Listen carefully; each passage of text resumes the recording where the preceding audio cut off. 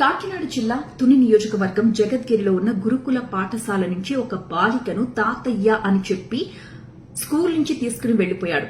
ఆ తర్వాత ఏం చేశాడు అనేది ఈ వీడియో మొత్తం చూడండి. ఇది చాలా మంది తల్లిదండ్రులు దీని నుంచి నేర్చుకోవాల్సిన పాఠ ఒకటి ఉంది. ఈ పాపని స్కూల్ నుంచి తీసుకువెళ్లి నేరుగా సమీపంలో ఉన్న తోటలోకి తీసుకెళ్లాడు. అక్కడ పాపకి దుస్తులు విప్పేసి తాకరాని చోట తాకుతూ అసభ్యంగా ప్రవర్తిస్తూ ఉంటే అటువైపుగా వచ్చిన తోట యజమాని ఆ దృశ్యం చూసి వెంటనే ఒక్కసారిగా గదమాయించాడు ఆ వ్యక్తిని.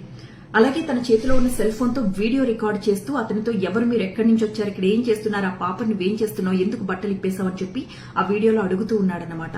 ఆ అవతల ఉన్న వ్యక్తి నేను మున్సిపాలిటీ కౌన్సిలర్ని అనంటే ఇతను అయితే ఏంటి ఆ పాప ఎవరు, ఎందుకు తీసుకొచ్చావు, బట్టలు ఎందుకు ఇప్పావు, ఏం చేస్తున్నావు పాపని అనంటే ఏం మాట్లాడలేదు. అక్కడి నుంచి నెమ్మదిగా పాపని తీసుకుని వెళ్లి బండి మీద ఎక్కించుకుని వెళ్లిపోయాడు. ఈ విషయం బయటకు వచ్చిన తర్వాత స్కూల్ దగ్గర తల్లిదండ్రులందరూ ఒక్కసారిగా ధర్నా చేయడం మొదలుపెట్టారు. ఈ రోజు ఈ పాపకు జరిగింది, రేపు మా పాపకు జరిగే అవకాశం లేదా అంటూ. అసలు ఇంతకు ముందు ఏం జరిగింది అంటే ఇదే పాపని అదే ముసలాయన గతంలో 4 సార్లు బయటకు తీసుకెళ్లాడట తాతయ్యనని చెప్పి. ఆ పాప కూడా అతన్ని తాతయ్యనే పిలుస్తోంది. తెలిసిన వ్యక్తే మా తాతయ్యే నన్ను ఇంతకు ముందు కూడా తీసుకుని వెళ్లాడు, నేను వెళతాను అని చెప్తేనే పంపించామని టీచర్స్ అంటున్నారు. నిజాలేంటో విచారణలో తెలియాలి. ఈ వచ్చిన వ్యక్తి పేరు తాటిక నారాయణరావు. ఈ పాప ఫ్యామిలీకి చాలా క్లోజ్ గా ఉంటాడట. వాళ్ళ ఫ్యామిలీలో మెంబర్ అని చాలా మందికి అనుకుంటూ ఉంటారట. ఎందుకంటే పాప తల్లి ఒంటరిగా ఉంటుంది, కూలి పనులు చేసుకుంటూ పాపను చదివించుకుంటోంది, తండ్రి లేడు. వీళ్ల పరిస్థితిని ఆసరాగా చేసుకుని ఆ కుటుంబానికి దగ్గరై చేదోడు వాదోడుగా ఉంటూ ఆ పాపకి బిస్కెట్లు చాక్లెట్స్ ఇస్తూ మంచి చేసుకుని ఇలా తాతయ్యనని చెప్పి స్కూల్ నుంచి బయటకు తీసుకెళ్తూ ఉండేవాడు. ఇది జరిగింది.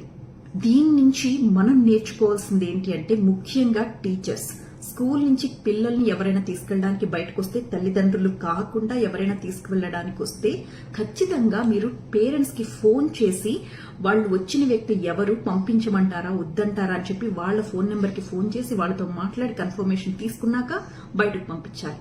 అలాగే పేరెంట్స్ కూడా పిల్లలకి చాలా గట్టిగా చెప్పాలి. నేను కానీ నాన్న కానీ లేదా నేను కానీ అమ్మ కానీ వస్తాం, నేను బయటకు తీసుకెళ్లాలి, మధ్యలో స్కూల్ నుంచి తీసుకెళ్లాలి అంటే ఎవ్వరు మా పేరు చెప్పొచ్చినా కూడా నువ్వు బయటకు వెళ్లొద్దు అని చెప్పి చాలా క్లియర్ గా చెప్పాలి. ఈ కేసుకు సంబంధించి ప్రస్తుతం పాపని అతను ఏం చేశాడు, గతంలో 4 సార్లు బయటకు వెళ్లింది అని టీచర్స్ చెప్తున్నారు. అప్పుడు ఎక్కడికి తీసుకెళ్లాడు ఏంటి ఇలాంటివన్నీ కూడా వివరాలు తెలియాల్సి ఉంది. పాపకి మెడికల్ టెస్టులు కూడా చేస్తున్నారు. అలాగే మహిళా కమిషన్ కూడా సీరియస్ అయింది.